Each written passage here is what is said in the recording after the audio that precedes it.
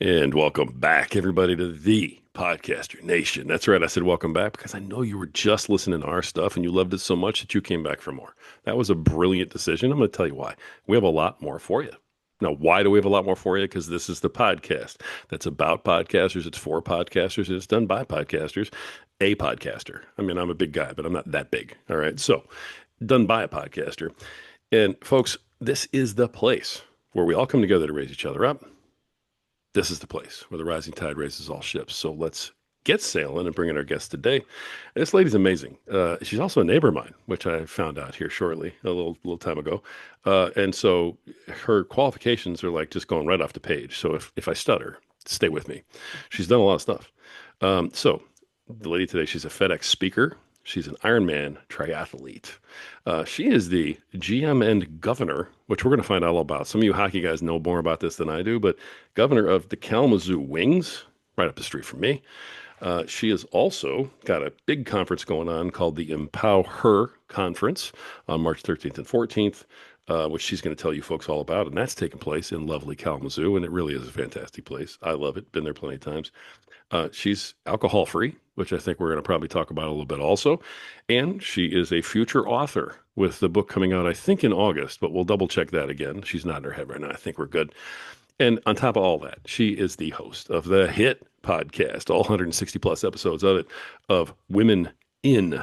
And I tell you, if you plug in the ... you're going to find it like right now. It just comes up immediately in your search.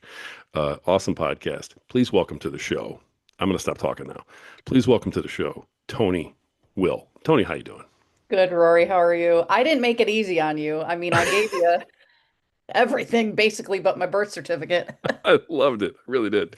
I have notes all over the page with arrows, and I'm like, all right, Yeah. we're going to cover it all. This is great. I would much rather have too much to talk about than not enough, right? Absolutely. As a podcaster, I know the feeling. There you go. All right. You got a great podcast voice too. Thank It's you. very crisp. It's like sharp, and it's just got a great tone. So you sound really good in the air. I got a chance to listen to several pieces of several of your episodes, right? And let me just tell you, folks, I mentioned that to her in the beginning. She's like, really, what episode? What did they talk about? So she takes no prisoners. I'm looking That's forward why to this. that's why sports is a great place for me. There you go. All right, Toni, if I may start us off, I'm dying to know about, of course, you're the GM and governor of the Kalamazoo Wings. Now, you can tell your story, how you got to where everything else is, but what does governor mean? Yeah, so I'm not the governor of the state of Michigan. I will leave that to Gretchen Whitmer, Okay. or yeah, Gretchen. But I am so in professional sports, the leagues are governed by a board of governors, and so it's like a board of directors. But in pro Uh, sports, we're called governors, and it's really about the governorship of the league itself. And so there's the board, and then there's an executive committee. I am the first woman ever in 40-year history of the league to be on the executive committee as well. Congratulations. That's Thank you. fantastic. All right. Awesome. Well, now that we know that, okay. Now that's out of the way. Now you have so many things that you can dive into here. Um, why don't you just start telling us a little bit about you? Okay. Who is Toni Will? What are you about? What you got this whole ball rolling for you? Yeah. So I started out as Toni Lentini, and that's my maiden name. So yes, I am Italian, and I'm I the knew it. first. You knew it. I knew it. My dad wanted. I'm the firstborn of two, and my dad wanted to name. It didn't matter if it was a boy or a girl. He wanted a strong Italian name, and that's how Toni Lentini came about. So fun little fact, and actually, I don't know that I mentioned it on any podcast interview I've done, but when I got married the second time, I moved my maiden name to my middle name. And so Toni Lentini, Lentini is now my middle name. So fun Oh, fact there. nice. Okay. I mean, Yeah, that's quite the middle name. it is. Lentini. My goodness. I mean, It that is. that, that sounds kind of, connected right there. A little. It sure does. It It sure does. does. Some ties there. But I was born and raised here in Kalamazoo, Michigan, and I have never left. And I grew up on a lake just south of Kalamazoo in Vicksburg, Michigan. My mom was a school teacher, my dad an entrepreneur, and I kind of had an idyllic upbringing with my younger brother and riding bikes and climbing trees and all the things you do in the 80s when you're a kid. And and then I graduated from high school and went on to Kalamazoo Valley Community College where I spent 2.5 years and then transferred over to Western Michigan University and finished up my undergrad in business management. And while I was finishing up my super senior year of college, I started working full time in banking. And I thought that's where I was going to land my whole career. And I also thought, because I had my management degree, surely at 22, 23 years old, I should be managing people and leading. And somehow I convinced my boss at the time. And so I have been managing, leading individuals for the last 25 years of my career. So some might be wondering, how did I go from banking to pro sports? This someone was wondering that, but I'm like, hey, if she doesn't go there, I'll ask. So, Yeah, yeah, it's a leap. So I actually had to stop along the way. I spent 13 years in banking. I also started a family during that time in my 20s. And then I went through divorce from their dad. And then I was like, well, I'm a single mom now. And I stayed home for a little bit, but I'm like, I'm going to go back to work. So I went back to banking. So I started with Old Kent, went through a bank merger, became Fifth Third. Then I went back, National City, became PNC. And when you're leading branches through that and the teams through that, you learn a lot, especially it doesn't matter what age, but for me in my 20s, wow, what a great learning experience to be leading teams through culture change, through brand change, and while handling people's finances. Like, mm, but next to healthcare, finances and learning how to sell and navigate through stuff like that, and that's where I cut my teeth in my career. Wow, invaluable. So I did that for mm. 13 years, and you could tell by my lengthy resume or bio that I get antsy. I like challenges. I'm always climbing for something, and I get bored. And so I wanted to be more local. Meaning like work in the community type thing. And Southwest Michigan First, which sounds like a bank name, but isn't. It's our economic development agency here in Kalamazoo Mm. Okay. was bringing in the Chamber of Commerce into their fold to for small business. And they had asked me if I was interested in leading the efforts. And part of my story, and you're going to hear this no matter what topic we cover, is I didn't know how to do that, but I was willing to learn. And so I left banking and I took this leap of faith. And I loved working for the Chamber of Commerce externally, ribbon cuttings, meeting small business owners, job creation, advocacy. Unfortunately, inside the organization was very toxic. And I experienced sexual harassment, which I talk about in my book, and amongst other things. But the good Gen Xer that I am, I said I'm going to make it 2 years because we don't like to job hop, us Gen Xers. So I made it almost 2 years, and then I left. We parted ways somewhat amicably, and and then I was like, huh, what's next? And this is where hockey comes into play. I actually wasn't sure what I wanted to do. I really wanted to start my own business, but I was scared. And I had 3 kids that were younger. I had a mortgage, I had a husband, and I did not have a money tree. Mm. So but I had 4 months according to my separation. So I applied for a job in the Radisson, which is the marquee hotel downtown Kalamazoo. And there was a store there called Sydney, and it was a retail store, like high-end fashion boutique. And I'd shop there on sale. They were looking for a store manager. I thought, this is interesting. So I applied. HR calls me. They said, Toni, you are way overqualified for this. I said, I know.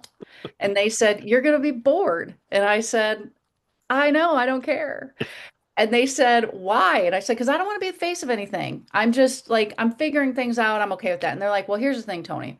We're a talent-based organization at Greenleaf Hospitality Group. And if we see good talent, we don't want to lose them. And we will lose you because you will get bored. And I'm thinking this is a cop out. I'm like, Yeah. okay, whatever. They're like, we'll call you back. Okay. And I'm like, sure you will. Right. They called back. 3 weeks later, they said, Toni, we got something for you. I said, oh, yeah, what's that? And they said, the Kalamazoo Wings. I go, the hockey team?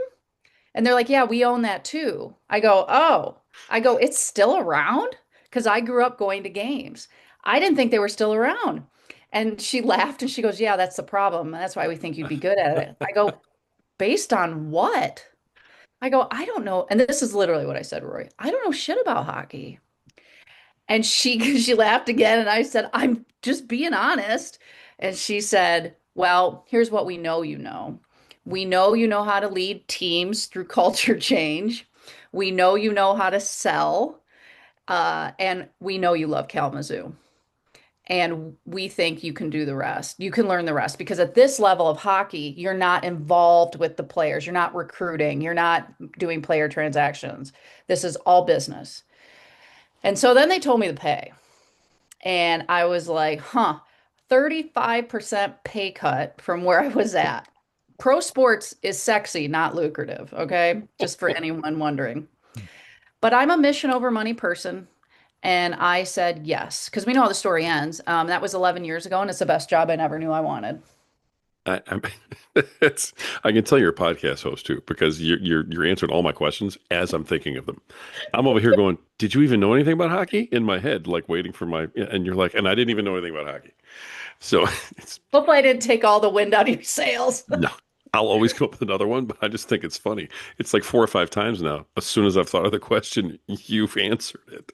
So I'm enjoying this. I mean, I'm just like, okay, this is hilarious. My goodness. So you happen to contact this hospitality group who happens to have another job. I'm with you. I'm hearing that whole approach. Mhm. Listen, you're going to get bored. In other words, we don't want to hire you. We don't want to tell you why, and we're coming up with something that's going to make you feel good. Yep. And I'm like, yeah, that sounds like a blow off. And then you're like, oh, oops, let me bring you into a hockey team. What level did you come into at the hockey team? What was the entry job that you got to get in there? So the title was director of sales, Oh, but what okay. was interesting, my job has never changed in the 11 years.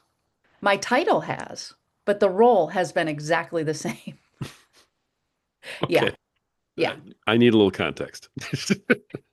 So the best way I can explain this, and really good question by the way, because I can tell when podcasters are really good because they ask like a good detailed question. I haven't been asked this one, so we're having so much fun. So the hockey side of this business of Greenleaf Hospitality Group, they had the hospitality down with the hotel, restaurants, and retail in the hotel.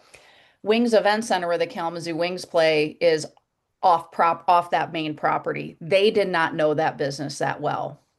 And they were trying to figure out different leadership. And at the time, they were hiring for a GM and they were hiring for the titles that I've carried over the years.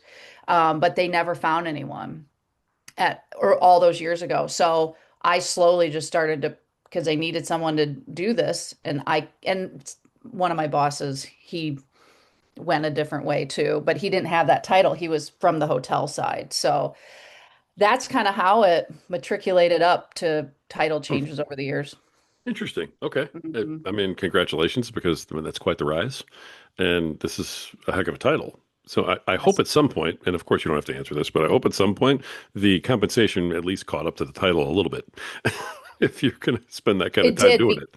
So, Yes. Oh, it did because, well, and this is part of when I talk to college students or my kids now, they're all young adults, which is, um, if you're passionate about something, I feel like the money will follow. And it has. It totally has. So, love that. If you truly believe that, I agree with you. I mean, if someone yeah. really embodies that, then I think it does work. If that's like your excuse to take the job and you're like, but it really won't, I'm Yeah. never going to get paid, then that's probably bad. But, No, you have to really congratulations. believe it. Yeah. Yeah. And good for you for being willing to take that kind of a leap. Thank you. It's funny because I'm not quite convinced you're a Gen Xer yet. Honestly, I thought you were like 30, okay, when you came on the thing. So I'm like, there's no way you're close to my age. But hey, Mhm. this is clean hockey living over here, folks, versus being an Italian that's a podcaster. So, all right, there you go. Anyway, I also want to throw in because I think a lot of people are going to think that I missed it, and I want to make sure that I didn't. You did a real Gen X thing there, where you kind of threw in the oh, by the way, I had to deal with sexual harassment, but let's move on and make a joke. So, Yeah, that's what deflecting at its finest. 100%. So I get it, and let me just say I'm sorry you had to deal with that because that's just Thank crap. you. Yeah, thank you. And this is good for me because as my book comes out in August and it goes actually on sale March 13th, but it's going to force me, and this is what I wanted, to talk about it more, Okay. because it still goes on in the workplace, just differently. it's not as overt as, and I've been sexually harassed more than once in my career, but it's much different now. It is the joking, like the sexual jokes and I will say this, that I haven't experienced it in a long time, but I'm also better now after that experience in my 30s of setting real clear boundaries. Like you just, I don't know. It's so men stop doing weird things in the office and making off-color jokes and thinking it's tee hee hee because women know, man, we know. Yeah. So That's just, again, that's another thing that I think a lot of people are going to miss. So I want to jump on that real quick. That shouldn't be your job. Eg- right, you're 100% right. Yeah. And what happens is the what I've created in this level of hockey in the ECHL is a women in sports resource group. And what we do is I created a mentor-mentee program. We bring in speakers. We read books sometimes together. I don't know. I give them resources, a place for women to come and learn and grow. And we do this virtually. And then what happens is they come. I'm trusted, and they come to me and they say, Toni, I'm experiencing this at work. What do you think I should do?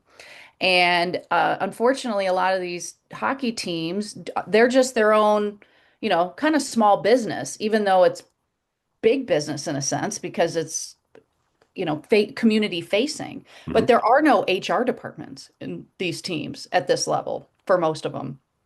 Now we're different, Wow. Okay. but it's fascinating how it's structured on the inside. That's an interesting. Okay, I've got to ask that. The clearly you are a woman in a very, very, very male-dominated field of not only sports at that level, but of hockey, no Mhm. less. And I know that's probably stereotypical, but I would imagine that's probably the least evolved of all the sports. I'm just guessing. No, you're right. And I Okay. appreciate being asked it because, and I talk about this all the time, especially when I interview people. And so let's say I have a black woman on my podcast, I'll say, I will hit it head on. Like, she knows she's black. So let's talk about it. Right. I know I'm a woman in hockey. I like being asked about it and being seen and talked because I am. And it is the least evolved sport out of all. I mean, I don't want to say I don't like definitives, but yes, it's not very evolved. Sure. Yeah. We don't want to say the most or anything like that, obviously. Yeah, yeah. Well, hey, since you created another wonderful segue, uh, as the co-host of the show today, uh, let's go ahead and talk about the book, which is coming out now in August. It is. So it drops August 11th, and pre-sale starts March 13th on Friday, March 13th. So it'll be on pre-sale for however many months that is, 5 months. Fantastic. Okay, now pre-sales, is that going through your website or someplace else? All it goes through Amazon, Barnes and Noble, Books a Million, wherever my publisher has it. So it's Okay. it's available everywhere to buy, and then it'll be in bookstores too, which is super cool. And this is a whole thing, Wow. Rory. I didn't know how to do either. So I mean, I, that's amazing. Really, it's your first book? it is. It's my first book. Yeah. Okay, well, it must be really good. I mean, aside from the topic, it must be excellent also, I mean, the topic is definitely, current, needed type of thing. But Rebellious Success? Yes. Okay, I mean, first of all, I've known you for 10 minutes. That seems fitting. So we're just going to keep going with that. Yep. This is the story of your life, of these events. Give somebody an idea when they go to look up the book, what to expect. Yeah. So to give it a little framework here, it's creative nonfiction. And I like to describe it as a three-legged stool. It's one part memoir, one part like self-help, self-development, one part business leadership. So Nice. I tell like snippets of my life, and then I share how I made change to be the woman that sits before you today. So uh, I opened the book up with my arrest in 2016. So I talk about that. And then I talk about being sexually harassed. I talk about my two best friends who passed away when I was in my 20s and how that impacted me. And really it's about, I tie in my relationship with alcohol. That's kind of weaved throughout. Hmm. And then my six leadership pillars, which I spoke about in my TEDx, is weaved into the book. We call them Tony Truths because, or I did, because I like alliteration. And so that way, when people read the book, they can walk away with, I can do these things if I want. Like I like reading, I read my age every year, but I like to know how people do things. And I don't mind reading about how awesome people are or what they've crawled out of, but tell me how you freaking did it. And that's what I do in my book. Nice. Okay, that's the self-help part that you were talking about. Yes. Okay, Yep. wonderful.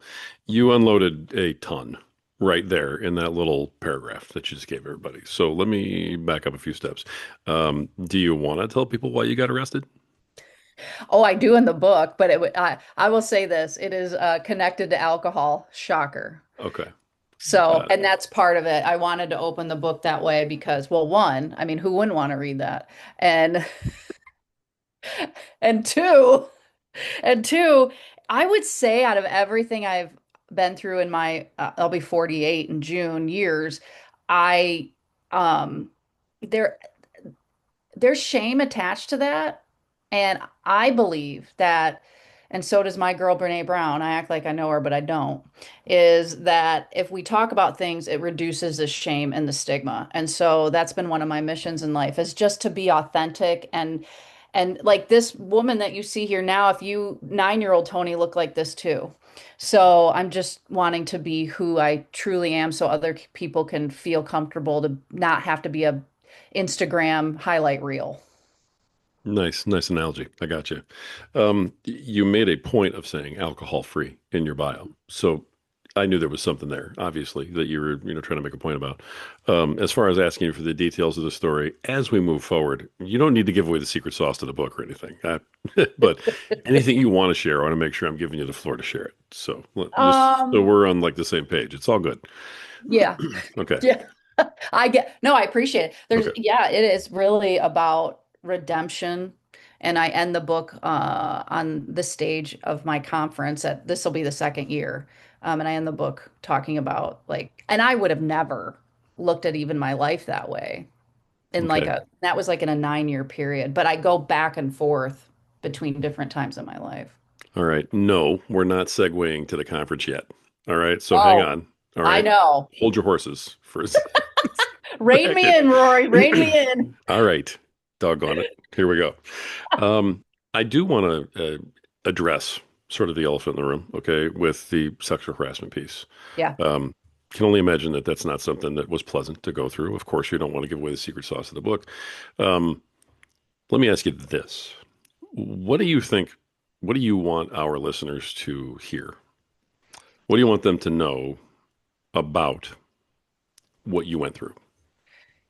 I That's a great question. Here's what I want people to know. I probably should back up and say this. I don't regret much in my life, but I do regret not standing on business more when that happened.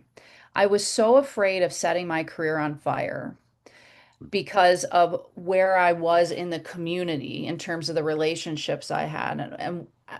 Like it was a tricky space. And I regret not saying more. And I'll tell why in a minute. So my message would be, if someone's listening to this and this is resonating, say something. Um, Even if you need to say it to me, like whoever, one trusted person, say something because I didn't, and because I was afraid I wouldn't be believed. And what happened was this gentleman, and it's documented on the internet. He went on to his next job and did that in a educational institution here in Kalamazoo. And he did the same thing, except she reported him and he lost his job in a very public way. And I have regrets because I don't know if I would have stepped up, maybe that wouldn't have happened. And she and I connected after that. We've forged a wonderful friendship and camaraderie. And, I got to say that to her because I felt a little responsible. Wow. Yeah, I had an idea of where you were going with that. I get it, at least as much as I can get it. Right. So I appreciate you sharing that for folks, and I think that's so huge. That you got to just speak up Thank you. Yeah, that's it. because Just say something. that's what the establishment's counting on is that you're going to be too afraid of all the ancillary stuff. how I'm going to look, how it's going to hit me, long-term ramifications. Is it really worth it? And you just shouldn't be in that spot in the first place. So honestly, I applaud the heck out of you for standing up, Thank you. doing what you're doing. All right, now I'm weaving this whole thing together. We've got the GM, governor, hockey, right? We got the path up, family. I'm piecing it all here. Mhm. You're building this women's movement here. You got the book, which is obviously empowering women, talking about sharing your personal things that you've been through. Let me lead by example and say, hey, this is maybe how I could have done it better, but this is how you can do it better. Am I getting some of this? You are. All right. You have a podcast that is titled Women In and is literally based on empowering women. Hmm. Okay. And then you have a conference, which now Hmm. we can segue to. Um, Coming on March 13th and 14th, the empowHER conference. Tell me about the conference, and then we're coming back to the movement. Yes. So I will backtrack a little bit in the sense of where this originated. We have a game in Kalamazoo that so in minor league hockey, and I'll even take one more step back. So people are like, Kalamazoo Wings, don't you mean the Detroit Red Wings? Well, no, but the K Wings, they were connected at one point. So the K Wings are 52 years old, and we started in 1974.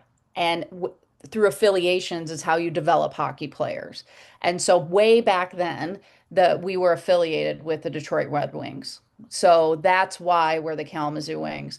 And in that affiliation at this level, so there's the NHL, which is where the Red Wings play. Then there's the AHL, which is like the Grand Rapids Griffins. I'm just going to keep Michigan teams going. And then the ECHL League, which is where the Kalamazoo Wings play. We are actually affiliated with the Abbotsford Canucks and the Vancouver Canucks, to our friends in the North who we just beat in hockey in the Olympics. But though they're our affiliate because the Michigan teams are affiliated with the Toledo Walleye. I don't know when that happened. It was way before me. So I say all that because at this level of hockey, we are 20% hockey purists, like season ticket holders that buy tickets, and then 80% are entertainment seekers. They're like, it's Saturday, what can we do? So we build out promotional schedules or theme night schedules for our 36 game season that is over the course of 6 months from October to April. One of the games we had originally was called Hockey for Her. And it really was about a lot of things. Women in sports, whether it's a business side or the athlete side, our youth hockey, these girls play with our regional hockey or our youth hockey program, Koha, and it was really popular. And so then we rebranded it to empowHER. And then I was having lunch one day with Discover Kalamazoo, and I said, yeah, I want to continue to lift women up, but one day I'd love to have a conference. This was last December, like December of 23. And I said, or 24, it doesn't matter. Anyways, I said, they were like, well, if you do it, we'll sponsor it this year. And I'm like, yeah, but that game's like in 100 days. And they're like, well, it's up to you. So, being the challenge loving woman that I am, I said, let's do it. So, I built the conference in 100 days, all during the time my mom was dying of Alzheimer's. She died a Oh, month before the conference. Yeah, it was, I'm sorry I for that. mean, yeah, it was a lot. I mean, we knew because it's Alzheimer's, it's not like, but it was like, holy crap. And that's how the conference was born. And really, the idea was I wanted a boutique style conference, meant small, because I go to a lot of big conferences, like 1,000 people. I wanted intimate, I wanted no breakout sessions, and I wanted experience and learning. And so that's what I created. And at the end of the conference, we go to a K Wings game. And so I now we're in year two, and I didn't plan it this way like anything because I didn't know how to run a conference. But I'm like, oh, maybe I'll just launch my book here and reveal the book cover if it works out, and it aligned. So yeah, everything I do is like I don't know, and then I figure it out. Like I literally build the plane while flying it, and there's a lesson in that. All right. Okay. So the conference is connected to the hockey. I Hmm. got that. And yeah, you said boutique. I think you said in your podcast you limit it to 100, I do 100 100 people. participants. Yep. Okay. That's boutique. Awesome. All right. The book, that's your personal journey coming out over there, though. That has nothing to do with hockey, right? This is you No. putting out your book because you're involved in those other things. Yeah, no, I weave hockey into it too. There's a whole chapter about titled I don't know shit about hockey. Okay. A whole chapter. All right. I think I've identified the missing piece here. The podcast then, okay, because there's hockey in there too, and you're already laughing. There's hockey in the podcast someplace. Oh yeah, like Okay. so it's based off my guest. And you and I were talking off air, but I have men and women on the podcast, and a lot of the men in my life are from a hockey world. So if you scroll back to some earlier episodes, the commissioner of our league is a guest. Some fellow presidents of teams that are men are my guests. Um, yeah, so I have people from all walks of life. I don't have enough time. I could do this full time podcasting if I wanted, but I've got all this other stuff going on. So yeah, Just a couple other things, yeah, yeah. besides the podcast. Um, why start the podcast? What was you thinking there? There were two things that happened simultaneously. Number one, I was on a panel at Western Michigan University for like a women's empowerment panel, and they asked me a question. And not that you're going to be surprised by this, Rory, but the question they asked me left me speechless, which that's the surprising part. They asked me, who are the women in your life that helped you get to where you are today? And I didn't have an answer. And all the people who have mentored me or been instrumental in my life, in my professional life, have been men. And I was like, I don't like that. It made me uncomfortable. And not in a bad way, because these men were amazing, but it's just, I didn't notice it. And then I was speaking at the National Sports Forum. I'm on the steering committee. That was the first time ever they had ever done an all women panel because this is me like beating the drum for years. They asked me to moderate it in front of 1,000 attendees. And you could tell that there was a movement happening. Like there was this shift. And I wanted to keep it going. So you pair it with that experience I had, and then I'm moderating this panel and I was like, I want to keep telling stories. But Rebel Tony didn't want to have a podcast because everyone else was doing it. So I was like, calling myself on my own shit. And I said, I thought of the outline in my head while I took my dog for a walk. I walked in the house, I typed it out. And then I utilized leadership pillar number one, which is go to the experts. And I found the people who would help me get it off the ground in 30 days. And my first episode dropped a month later. Boom. Okay. None of that story surprises me then once we get into the story. I got you 100%. You're 161 episodes into this thing, though. This isn't some folly. I mean, when you started the podcast, you wanted to make some kind of a difference I in did. some way. Yes, I Okay. did. So do you have like you've got the hockey going on and all of this that benefits hockey? That's great. You know, the empowHER lines up with a game. That's wonderful. But are you trying to break this off into its own movement at some point? Is this like your own movement and it happens to do with hockey also in certain occasions? Because it feels like the book, even though there's a chapter in there, this book feels a lot more it's Tony centric. Yeah. Yeah. Well, my husband would tell you everything in our life is Tony centric. Okay. Rory. So, yeah, I mean, so there's a part of this that I haven't even talked about, which my coaching business that I have too, not coaching hockey because people get that confused, but I have a lifestyle coaching business where I help others reduce or remove alcohol, Of course you and I do. All do right. professional development coaching as well. So, yes, eventually when I'm ready to walk away from my day job, I would be, doing paid professional speaking, which I'm doing now. But I would, podcasting, monetized, my book, my conference, all these things. But I guess I should also say the word my is really meant for these other women because I fully believe in having them come in the elevator with me and let's go up together. And there is a lot of power in my title and what I've accomplished in pro hockey. And I still feel like I have a lot of work to be done in that space. So, Wow. Okay. I mean, you're painting a very clear picture, actually, of what you're trying to do here. It's more than just a retirement plan. I mean, you're oh, yeah. leveraging power from one spot to create more power in the other spot to do what you think needs to be done. Am I close? Yes. Yes, exactly. And I Wow. have two daughters. I have three kids, two daughters, and I want no matter it doesn't matter if it's for my son either, but if I can, like, I view this as like a piñata that I'm whacking to get the candy out. And I know I'm cracking the piñata and maybe a piece falls out once in a blue moon, but it's for the women behind me that whack this piñata, whether it's in hockey or wherever they work in a male-dominated world, that there's not as many, it doesn't have to take as many swings to get the candy out. And so I'm hoping that it's easier in some way, shape, or form for the women behind me. Excellent. All right. Love your mission. Have a pretty good idea where it's coming from. Thank you for sharing all that stuff. That's Yeah. wonderful. In addition to all of this, you have some free resources that are on your website. I know in your bio you had a link, that you want to share. We'll make sure it's in the show notes, of course. But I think you started talking about these principles, and you mentioned one a minute ago. Is Mhm. this the basis for the coaching program that you're alluding to?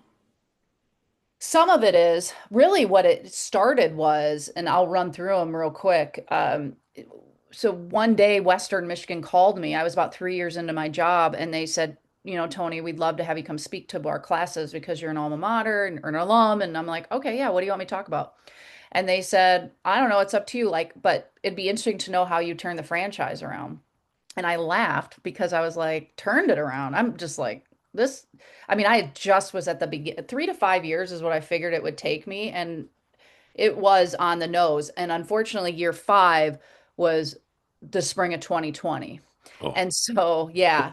But I'd gotten it to a good, like we were in moving upward trajectory. So average attendance up, revenues up, we're award winning and all these things. And so they said, how'd you do it? And talk about that. And I'm like, so I hung up, because this is typical of me. I'm like, okay, yeah, I can do that. And then I sat there, I'm like, well, how did I do it?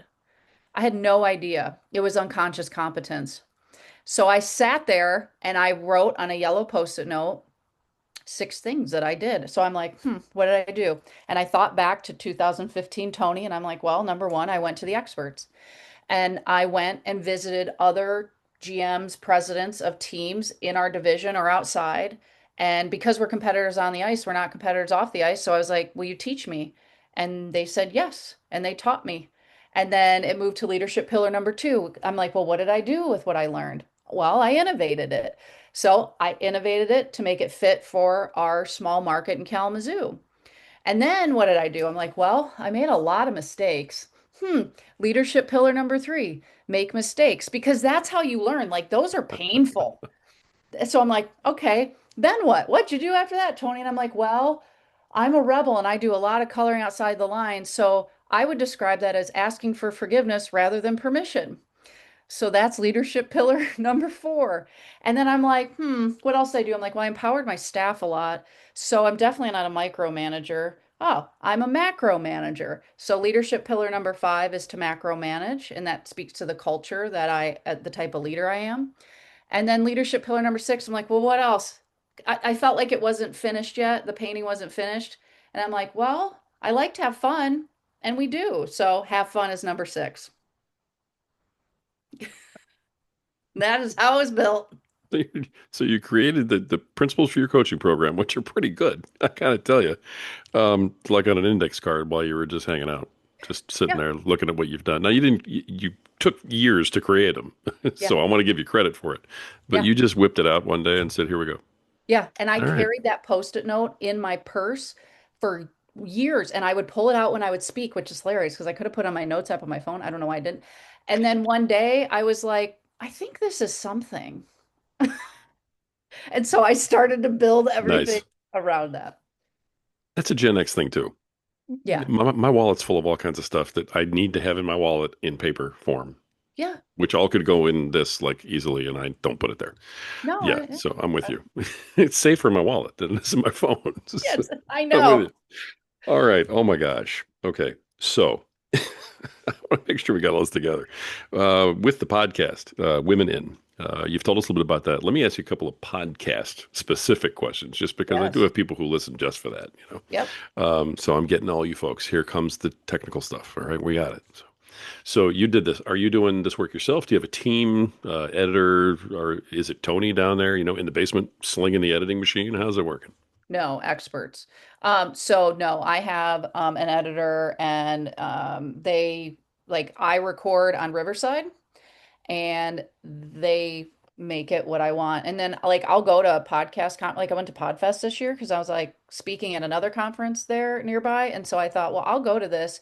And I learned like little different tips and tricks. And then I tell my editor, here, I want this inserted there. And, you know, here's an intro and an outro and, whatever I'm asking for. And I just learn those things and take it back to him.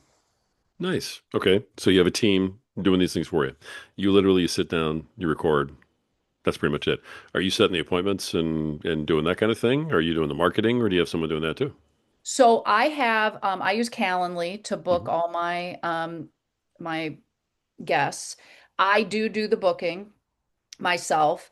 I have a lot, I mean, as you can imagine, more and more people are finding me and reaching out. And a lot of times Sure. I actually just say yes. I'm kind of like, you know what? You want, sure. And I've met some really cool people. So, and, but I also lately have been in the last 9 months messing around with like podcastguest.com and Podmatch. And Mhm. I have met some really cool people on that. And so I'm super curious person and I figure, why not? Let me try it out. Wonderful. All right. So the marketing aspect of it, other than being on like Podmatch and Podcast Guest, um, are you a social media person? Are you buying ads, or how are you marketing the podcast so it, grows the way it is? So, number one, I interview guests once in a blue moon. I'll do solos, but I prefer this. I get energy from people. Pretty obvious. Uh, so my guest will share it out, and I will share it out. I found that the places I share it out is Instagram, where I use Reels, and then LinkedIn. I actually do. I used to use just static art, but the Reels give them a 1 minute little highlight of the conversation, and so I use Reels on LinkedIn and Instagram depending on the following of my guest. And I should side note this. I could give a rip how many followers people have. That's not super important to me. It's more about the people and I don't know, just what they're doing. And I figure, again, if I meant to be some big smash hit, it'll happen. It doesn't need to be strategic and based on followers and all that crap. Excellent. All right, cool. Gotcha. So you're doing a lot of the work on this podcast still, just not really the editing and the production of the podcast itself. Correct. You're still handling the ancillary part, all the outside, getting it out and all that kind of thing. Yep, I just keep it really organized, like spreadsheets and bios and headshots and all that. And Sure. I do have a marketing person that does the artwork. So, and I send the artwork to each guest and things like that, just so it feels, professional, which it is. So, okay, you're doing the parts of the job that you do for the Kalamazoo Wings, the all the sales and marketing part. You're still doing that, Yep. but okay, got it. This is your niche then. This is what you're comfortable doing. Yeah. Yeah, it is. The other thing I'll say, and I don't, and again, totally on accident. But I do live podcasts too. Like I just did one last week in St. Louis at the National Sports Forum for the women's reception for women in sports in front of 400 people. That makes a difference too when you're marketing. Oh yeah, goodness gracious. What'd you use to go live? What platform? Well, okay, so I should say this. We recorded it. It was live in front of the audience, and then Oh, I don't okay. know what he used, but it'll be on that I can't answer because I was just curious. It's all good. There's different types. You don't have to know. he recorded it. It'll be on Mondays. It'll drop Monday. Recorded live. Recorded Didn't air live. it live. Totally gotcha. No problem. Yeah. All right, wonderful. One of the corny questions that I ask folks, and it has to do with the podcast, of course, is, when it comes to doing your podcast, what is it about doing the podcast that you love the most? And what is it about doing the podcast that you just absolutely can't stand, throw it out the window, hate the most? Yeah. I love interviewing. I love doing what we're doing right now. I love Awesome. being the interviewer or the interviewee. I love connecting with people. It's just you know why it's so cool? You and I would have never spent this time together had we not been podcasters. Absolutely. Totally right. Yeah. Yeah. And it is really fulfilling for me. Um, and what do I hate the most? The stuff I don't do. Editing, anything with the technology. I, I don't do it. Yep. So that's what I hate, and that's why I've never done it. That's a great policy to have, though. I hate it is also the reason you don't do it. Yep. Yeah. Yep. So that's great. I was going to say, if it was kind of like Family Feud style, top five answers on the board about what people hate, editing's just about always the number one answer. Just about always. And maybe posting on, the socials is a close number two, but editing always Yeah. is like the top answer that we get. And you don't do that. You're like, hey, someone else handle this. I'm out. I don't even know how to do it. Good So, for you. All yeah. right. I love it. That's fantastic. All right. Do you use, I have to ask this question. I can't stand it, but I will always get people who will go, hey, you didn't ask about AI because they know how much I hate it. So they tease me through my Hmm. DMs. Yeah. So what kind of AI do you use and how do you use it? Or do you leave that to your, editors and stuff? No, so I use ChatGPT, the $20 version. And I use it. A lot of what I do is my words just made it chat makes it sound a little better. And I'm very like it knows me, like Tony vibe, Tony language, no M dashes, no like I continue to hone it in.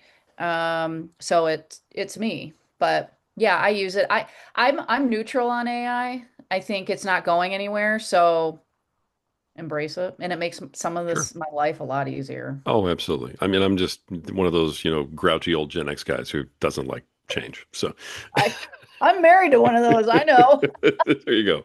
There you go. So he's feeling my pain. When he hears this, he'll be feeling my pain. All Oh, right. he'll love it. He'll be like, Rory, he's got a podcast. He'll probably be like, Rory should be on mine. Does he really?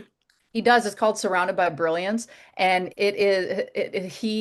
it's based on kind of the get off my lawn kind of guy. Like they get on there and bitch about things that make them mad, and then they talk about how they could make it more positive and stuff like that. It's pretty funny. That's awesome. I'm gonna have to look that up. Now, Yeah. I got to give him credit too on the husband scale of earning points, surrounded by brilliance, a nod to his wife, I'm sure. Oh, a thousand I percent. mean, there you go. This guy's sharp. If he's keeping up with you, he's sharp. Okay, so come Yeah. on. Oh my gosh. All right, I love this. You have so many things going. I want to make sure we hit the conference one more time because that's coming up soon, and we're going to get this episode out for you. So Yeah. it's coming up soon. The empowHER conference. One more time, give everybody kind of the skinny on that, the way only you can. Yeah, March 13th and 14th in Kalamazoo. What we do March 13th is a VIP reception. And anyone that knows me knows how I roll. It is VIP, which means you get what you pay for. I have amazing sponsors to help me keep the cost down because I fund this myself. So I like to put that out there. That's how much this means to me. So the VIP reception, I'm going to read an excerpt from my book and then unveil the cover. And then Saturday's the conference day and we have keynote speakers. We have a panel. I'm doing a live podcast to Women In, recorded live podcast to Women In with my husband as the guest. And then after that, we're off to the hockey game, and our head coach, Joel Martin, will be speaking to the women as well at the VIP reception in Bar 242 for our annual Green Ice game. Nice. Okay, love that. I want to make sure we got it out there again. I will put all of that stuff in the show notes that I can. If you have anything special that you want to put in there, you want to send me a link or something. If there's a special one for the show, for the event, get it to Yes. me. I'll put it in there. We'll make sure we Yeah. have it for folks. All right. Other than that, book, as we kind of go around the table here, book comes out in August. Yeah. Pre-order you can do on any of the book sites, but also on your website. Yes. Okay. Yes. Website is toniwill.com. That's me. Starting March 13th is that. It's the same day as the first day as empoWHER. Yep. It'll be on my website. Awesome. All right. Podcast, women in dot dot dot. Got to go find it, right? Yes. On Okay. every single platform known to podcasting man. Okay. Video also. Yes. YouTube channel as well. There we go. Okay, cool. I think that we have kind of covered the gamut here. I have, I could sit here and ask you 10 more questions. We didn't even get to the whole TEDx speaker, Ironman triathlete thing because honestly, it's one episode. So I'm probably going to have you back on to like say, okay, now we're going to do the where are we now or something. I would love to. And It's all you this. know what? You hit on something. You have 10 podcasts. Maybe we need an 11th where it's me and you co-hosting. I don't know. Oh boy. We're going to have to talk about that one off the air.